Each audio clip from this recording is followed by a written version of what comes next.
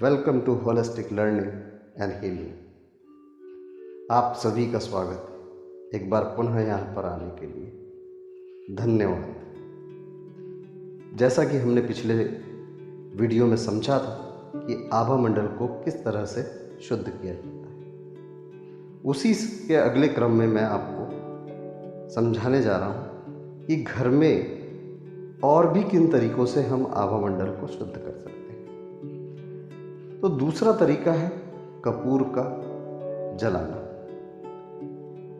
जब भी हमें किसी भी प्रकार का नज़र दोष होता है तो घर में हमारी माताएं बहनें, जो कि प्रचलित मान्यता में देखा गया है कि कपूर से आरती उतारती और तिलक करती। आरती उतारने का मतलब है एंटी क्लॉकवाइज घुमा लेना पहले, तो उससे जो भी नेगेटिव एनर्जी है वो हट जाती है। फिर क्लॉकवाइज घुमा लेना, उससे क्या होता है कि आपका आभा मंडल चार्ज हो जाता है, ऊर्जान्वित हो जाता है, बेहतर तरीके से शुद्ध हो जाता है। इसी तरीके से हम घर के आभा मंडल को भी शुद्ध कर सकते हैं और करते ही हैं। आपने ध्यान दिया होगा कि घर में आरती जो कपूर के साथ जला करके हम पूरे घरों में घुमाते हैं। ये घर का आभा मंडल शुद्ध करना ही तो हुआ। साथ में हम घंटी भी बजाते हैं, एक तरह का नाद करते हैं। शंख बजाते हैं, एक तरह का नाद करते हैं। शंख और घंटी जो दोनों नाद है वो दोनों शुद्ध नाद। उन दोनों तरह के नाद से भी घर और आपका आभा मंडल शुद्ध होता है। तो क्यों ना रोज हम घंटी बजाएं, शंख बजाएं और हमारे आभा मंडल को सहज ही शुद्ध कर लें। सबसे सरलतम तरीके से शुद्ध कर लें। सुबह और शाम 2 बार संध्या काल में आभा मंडल को शुद्ध कर लें। आप तनाव से मुक्त रहेंगे, मानसिक शांति पाएंगे और अगर किसी प्रकार के रोग की ऊर्जा आपके आभा मंडल में आ गई है तो उससे भी निकाल पाएंगे। बहुत ही सरल तरीका है, बहुत ही सरल। इससे ज़्यादा सरल कुछ और नहीं है। आपने अक्सरों में देखा होगा, मंदिरों में बड़े बड़े घंटा लगे होते हैं, बड़ी बड़ी थालियां लगी होती हैं जिनसे नाद पैदा किया जाता है। यह आभा मंडल शुद्ध करने के लिए ही तो है। बहुत सारे लोग मिलकर शंख बजाते हैं और साथ ही साथ एक और तरीका मैं आपको बता दूं, जो खुफिया तरीका है या कहते हैं सीक्रेट्स है, वो ये है कि सब मिलकर जब आरती गाते हैं तो एक खास तरह का नाद ही तो पैदा होता है। उस साउंड एनर्जी से आपका और आपके आसपास खड़े लोगों का आभा मंडल ऊर्जान्वित हो जाता है।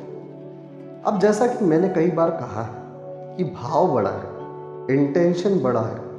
कहने का मतलब हमेशा भाव ही महत्व रखेगा। आप किस भाव से मंदिर में खड़े हैं, आप किस भाव से नहा रहे हैं, आप किस भाव से ये कपूर को जला रहे हैं अपने आभा मंडल के क्षेत्र में।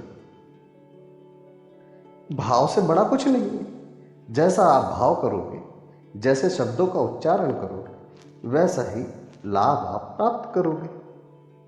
तो इस तरीके से आभा मंडल की अलग अलग विधियां हैं और हमने डिस्कस कर लिया कि कपूर से कैसे करी जाती है।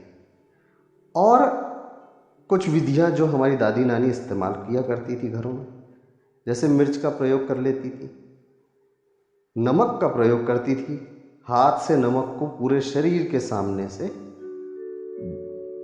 7 बार या 11 बार उतार लेती थी और वो नमक को किसी पानी में बहा देती थी घर से बाहर। कुछ लोगों का प्रयोग ये भी देखने में आया है कि मिर्च का भी प्रयोग करते हैं। मिर्च से भी 7-8 बार, 11 बार या 21 बार उतारते हैं और उस मिर्च को घर से बाहर ले जाकर जला देते हैं। एक वाइट सेज करके जड़ी मिलती है मार्केट में, उस जड़ी को भी आप अपने आभामंडल में जलाकर रख दें और कुछ देर के लिए आप शांत होकर के लेट जाएं। आपका आभामंडल शुद्ध हो जाए। कुछ लोग मोर का पंख प्रयोग करते हैं। आपने देखा होगा मंदिरों में, दरगाहों पर मोर के पंख, बहुत सारे मोर के पंख की एक झाड़ू बना ली जाती है और उस मोर के पंख को एंटी क्लॉकवाइज, क्लॉकवाइज आपके पूरे शरीर पर से उतारा जाता है और उसके बाद हार्ट चक्र पे आपको 2-3 थपकी दी जाती है। अगर इसको बहुत अच्छे से समझना है तो किसी दिन आप चले जाएं, देख लें। ये एक तरीके से ऑरा क्लीन करने का प्रक्रिया है। आगे की वीडियो में और भी हम डिटेल में बात करेंगे। आज के लिए इतना ही। धन्यवाद। Please subscribe my channel, like and share. Thank you for visiting my channel. Thank you.